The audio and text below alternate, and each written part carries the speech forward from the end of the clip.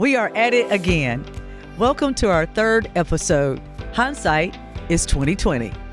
In episode 2, Beyond the Ordinary, Heather, Krissy, Kate talked about stretching and what that not only looked like for them and their teams, but also what it felt like. I was stretched as well, and I look forward to seeing the growth that comes from it. So let's get started. Welcome to Stories from the River, a show in which we go behind the scenes at Broad River Retail. Kate, it's your turn today. All right, hit me. All right, so we've had an incredible year as a human capital team, accomplishing many of our milestones and witnessing positive impacts. So if you were to go back to October 2022, when we created our original 2023 roadmap, is there something different you would have done knowing what you know today? Yeah, I'm sure there's a few things. So let's talk about it. First, I would have given myself and my team a little more grace when it comes to timetables. I wanted Rome built in a day. That's just not feasible. We have to pivot with the business needs. And sometimes, what they say about best laid plans, you gotta, pivot as needed. And I did not build that grace period into the roadmap that we had built. So things had to be pushed and I was not prepared. And then I was a little disappointed when I was missing the deadlines that I had set for myself and my team. I also probably would have diversified some of the plan and items that we wanted to kind of check off. I wanted to lean into technology pretty hard this year, and that didn't happen for a number of reasons. But when it comes down to it, we wanted an ETS or an applicant tracking system. But then we decided that for the betterment of the whole HC team and it was not the right move for us to make. It would have, yes, helped the candidate experience and move things along like technology does. It does make things better. But when it came down to it, it was not the right move for us at that time. So I would have diversified and not leaned just into technology, but, added some other topics or things along the roadmap that just weren't tied to that. So one boxcar got derailed and it kind of threw my whole train off the tracks a little bit, but we did what we had to do, and I think we still had a very successful year. It wasn't what we thought it was going to look like in October of last year when we made those plans. Great points, Kate, and I appreciate your transparency. Well, let me ask you this. Do you think by not having those items or the things that you wanted, do you believe that had some type of impact on the candidate experience? Yes and no. I think that the technology that we had wanted would have made my team's life easier and honestly got our candidates through the process a little bit faster. But when it comes down to it, we get creative. There are things that we don't have and aren't going to have anytime soon. So we met with you guys. I met with my team, and we brainstormed how can we still provide the best candidate experience that we can with the tools that we have right now. So I do not think that the candidate experience was sacrificed in any way. Do I still think it could be rocked a little harder? Yeah, with the technology, but I'm proud of what the team has accomplished and the candidate experience that they provide, given where we're at as a company and as a department right now. I would agree. Thank you. So you all should pat yourselves on the back. Thanks. I appreciate that. You're welcome. Krissy. Yeah.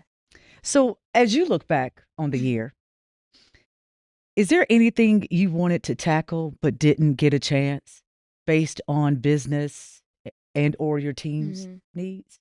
Absolutely.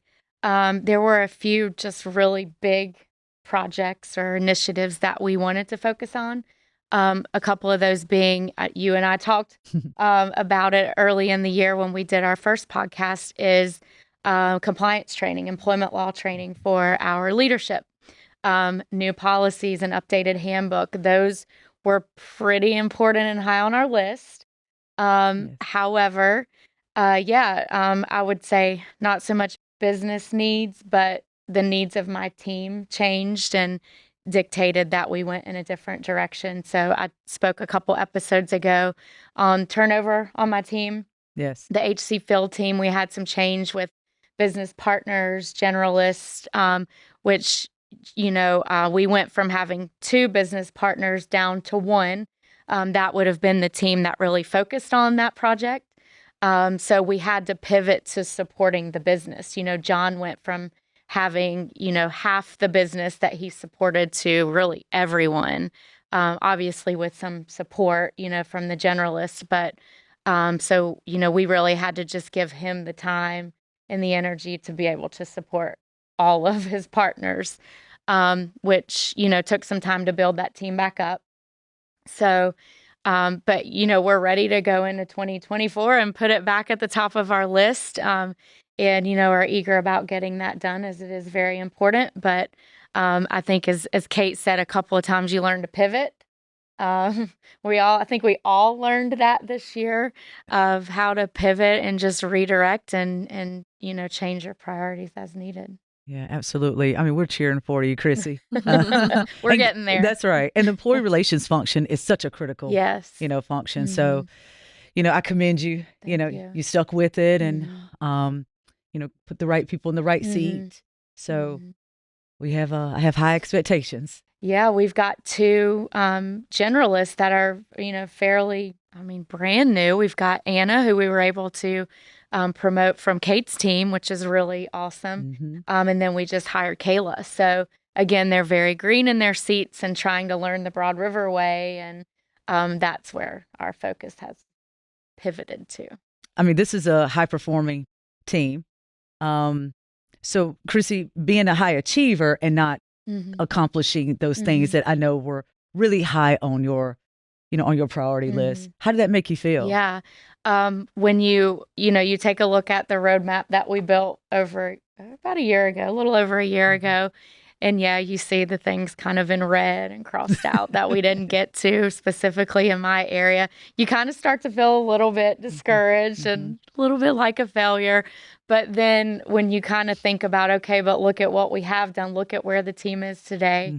And I go back specifically to payroll, and just how much they've grown, and just even this week, the accomplishments that I'm seeing, it makes you feel a little bit better. Where we didn't accomplish these few things, look at what we have done. Yes. And there's always next year, right?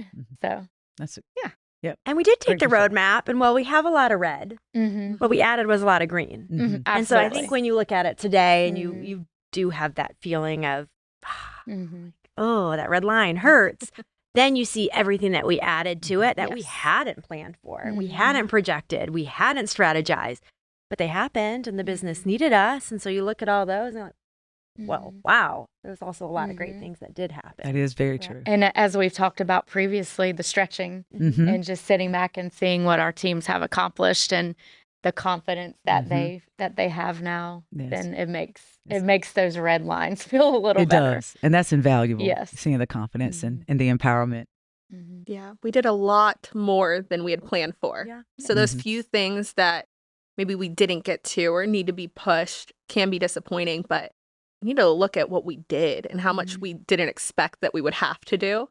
It's a long, exhausting year, but I'm so proud, even though there are a few little red marks. The green makes it worth it. Absolutely. Agreed. So, Heather, everything you do, you're always driving towards excellence, right? So, and people always say, hindsight is 2020. Looking back over the year, what do you wish you would have known going in? I think it's twofold for me. I think in those strategy meetings, it's really easy to go big. I'm an ideas person. I'm not always a realist. So when the idea sounds really grand in the moment and like, why can't you pull this off in 12 months? Then you really have to step back and go, where's my team at? What are they working on? What does the business need of me? And I think when I look back or I listened to our episode earlier this year, we wanted to do a lot.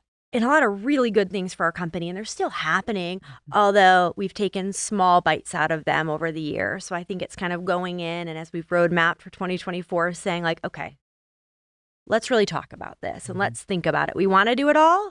We can't do it all. We're human, and that's okay. And then for me, a lesson that you've taught me and rings with me every single day is to meet people where they are.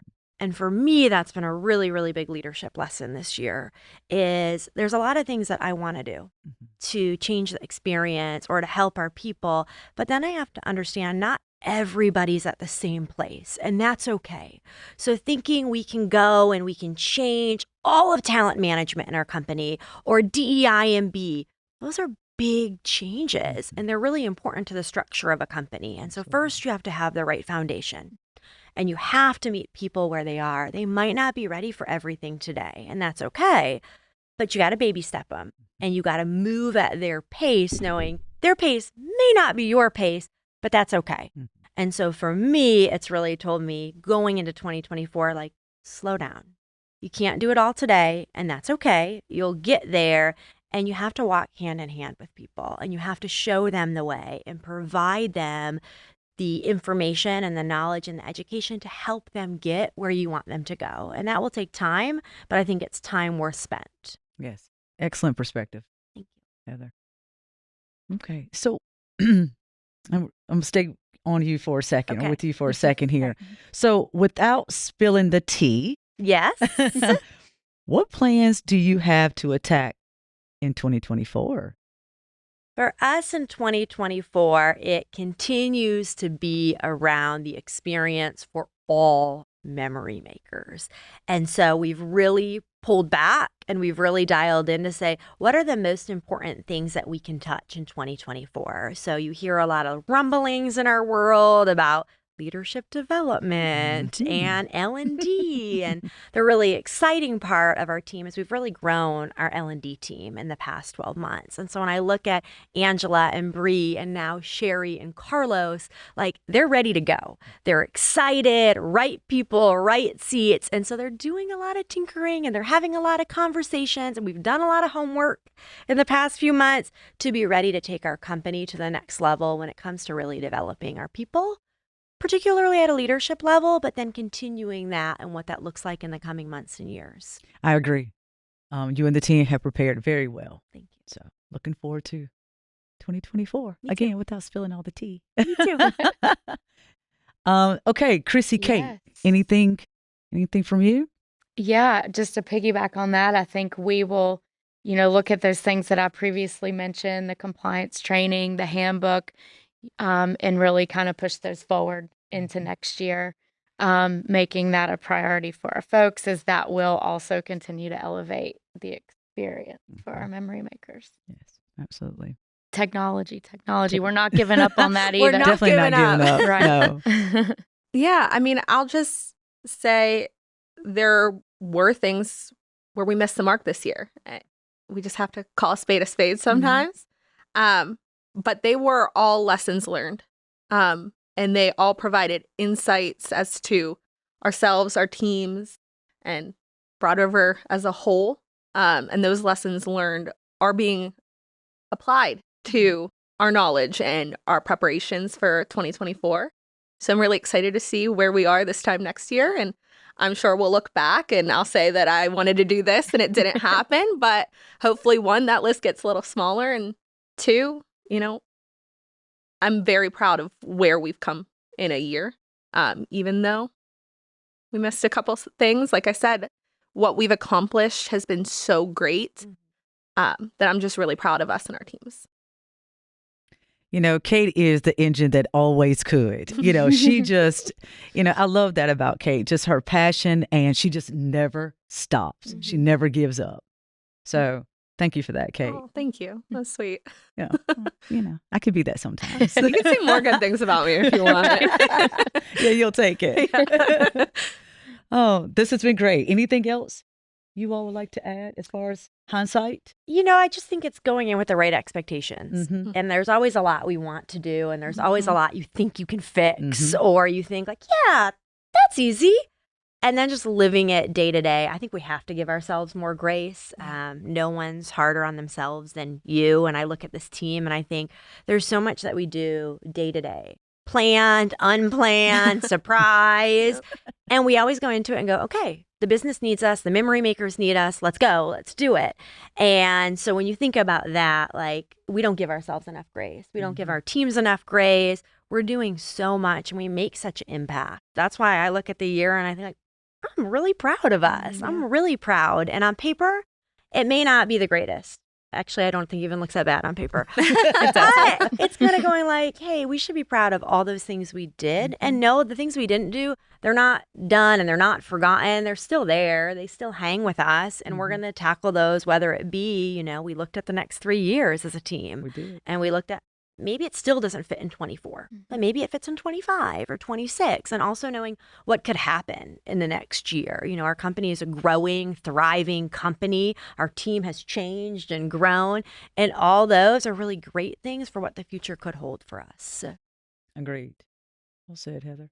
All right. Well, that's it for us today, everyone. Come and check out our last and final episode titled It's a Wrap. We'll see you later. Thanks for listening to Stories from the River. To check out more episodes, visit storiesfromtheriver.com. Join us again next week, and remember to like, rate, and subscribe to the podcast.